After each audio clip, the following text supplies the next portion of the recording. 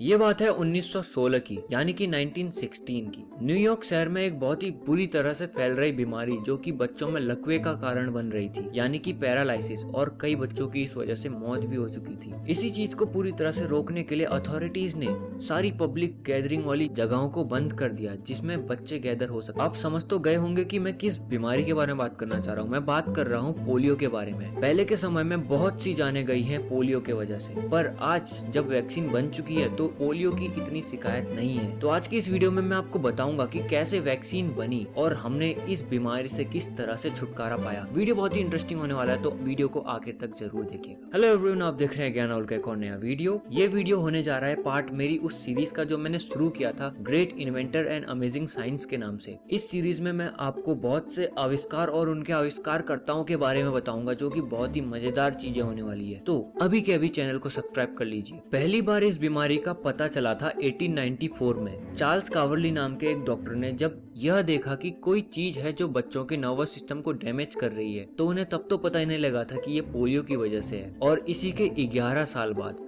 1905 में कई बार इस बीमारी के महामारी की तरफ फैलने के बाद आइवर विकमैन नाम के एक साइंटिस्ट ने पता किया कि ये बीमारी बहुत ही ज्यादा इन्फेक्शियस है, किसी माइक्रो ऑर्गेनिज्म की वजह से ही हो रही है। और बस इसी थ्योरी को ध्यान में रखते हुए दो साइंटिस्ट अर्विन पॉपर और कार्ल लैंडस्टाइनर, इन्होंने 1908 में एक मरीज का स्पाइनल फ्लूइड लेकर उसको फिल्टर करके और बाकी सारी प्रोसेस करके एक बंदर में इंजेक्ट कर दिया। और ऐसे बहुत से एक्सपेरिमेंट करने के बाद जैसे जैसे बंदर बीमार पड़ रहे थे, उन दोनों साइंटिस्ट को पता चला कि आइवर विकमैन की जो थ्योरी थी कि किसी न किसी माइक्रो ऑर्गेनिज्म की वजह से ही ये हो रहा है, उन्हें इस बात का प्रूफ मिल गया। पर उन्हें उस बंदर के ब्लड सैंपल में कहीं भी किसी भी बैक्टीरिया का निशान नहीं मिला। तो उन्होंने पता कर लिया कि ये किसी न किसी वायरस की वजह से हो रहा है। और इसी रिसर्च के 2 साल बाद करीब 1910 में साइमन फ्लेक्सनर नाम के एक साइंटिस्ट ने उन्हीं सारे बंदर जो उन एक्सपेरिमेंट में जिंदा बच गए थे, उन सारे बंदरों के ब्लड सैंपल्स में एंटीबॉडीज पाई। और इन एंटीबॉडीज का मतलब था कि उन वायरस को कहीं ना कहीं खत्म किया जा सकता है। पर अभी भी वैक्सीन बनाने में बहुत ज्यादा मुश्किलें थी। 1935 में रिसर्चर्स ने इन्हीं वायरस के 2 सैंपल रेडी किए, जिसमें पोलियो के वायरस की बहुत ही ज्यादा वीक सैंपल बनाया गया और एक में डेड वायरस बनाया गया और उन्हें 20,000 लोगों में इंजेक्ट कर दिया गया, जिसका रिजल्ट बहुत ही ज्यादा खतरनाक हुआ। उन सारे 20,000 लोगों में से बहुतों की जान चली गई और बहुत लोग लकवे का शिकार हो गए, जिस वजह से उस रिसर्च को वहीं रोक दिया गया। और अब किसी भी इंसान को वैक्सीन पर कभी भरोसा नहीं होने वाला था। तभी 1955 में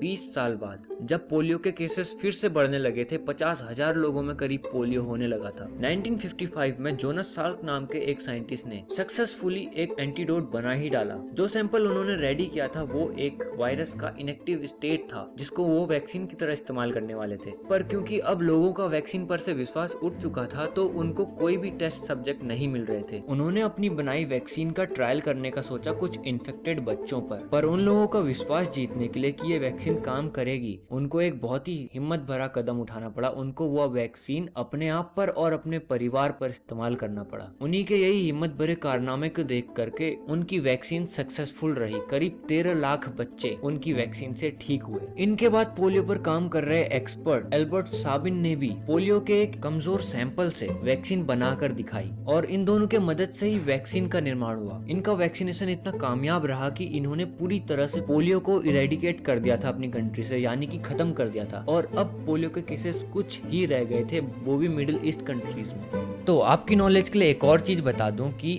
आज की डेट में पोलियो की 2 अलग अलग वैक्सीन मौजूद है, एक एल्बर्ट साबिन वाली और एक जॉन साल्क वाली। दोनों ने अपने अपने रिसर्च में वैक्सीन बनाई थी, दोनों ही आज मौजूद है। और मुझे नहीं लगता कि पोलियो अब ज़्यादा टिकेगा, क्योंकि हर साल तो टीकाकरण होता है पोलियो का छोटे बच्चों के लिए।